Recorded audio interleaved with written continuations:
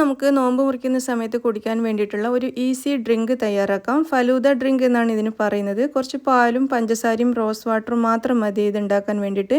പിന്നെ നമ്മുടെ ഇഷ്ടത്തിനനുസരിച്ച് ഫ്രഷ് ഫ്രൂട്ട്സ് അല്ലെങ്കിൽ ഡ്രൈ ഫ്രൂട്ട്സ് എന്താണെന്ന് വെച്ചാൽ ഇതിൽ ചേർത്ത് കൊടുക്കാം. അപ്പോൾ ഇതെങ്ങനെയാണ് തയ്യാറാക്കുന്നത് നമുക്ക് നോക്കാം.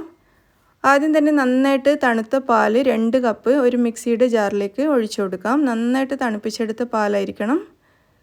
ഇതിലേക്ക് 1/2 കപ്പ് പഞ്ചസാര ചേർത്ത് കൊടുക്കാം. ഇത് 1 കപ്പ് പാല് ഫ്രീസറിൽ വെച്ച് കട്ടയാക്കി എടുത്തതാണ്. അതും ഇതിലേക്ക് ചേർത്ത് കൊടുക്കാം. 1 കപ്പ് പാലാണ്. ഇനി ഇതിലേക്ക് ചേർക്കുന്നത് റോസ് വാട്ടറാണ്. ഫലൂദയുടെ ഒരു ഫ്ലേവർ കിട്ടാൻ വേണ്ടിയിട്ടാണ് ഇത് ചേർക്കുന്നത്. അപ്പോൾ റോസിൻ്റെ ഫ്ലേവർ ഇഷ്ടമില്ലാത്തവർക്ക് വേണമെങ്കിൽ വാനില എസൻസോ അല്ലെങ്കിൽ ഇഷ്ടമുള്ള വേറെ ഏതെങ്കിലും എസൻസോ ചേർത്ത് കൊടുക്കാം.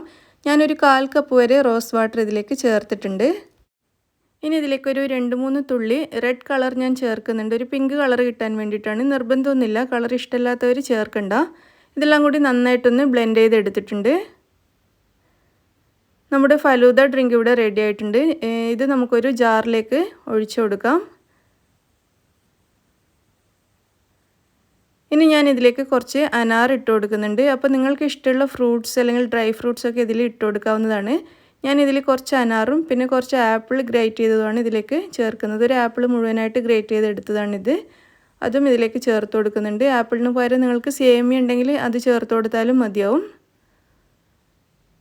ഇനി ഇതെല്ലാം കൂടി നന്നായിട്ടൊന്ന് മിക്സ് ചെയ്തെടുക്കാം. അങ്ങനെ നമ്മുടെ നല്ല ടേസ്റ്റി ആയിട്ടുള്ള ഫലൂദ ഡ്രിങ്ക് ഇവിടെ റെഡി ആയിട്ടുണ്ട്. ഇത് നമുക്കൊരു ഗ്ലാസ്സിലേക്ക് ഒഴിച്ചു കൊടുക്കാം.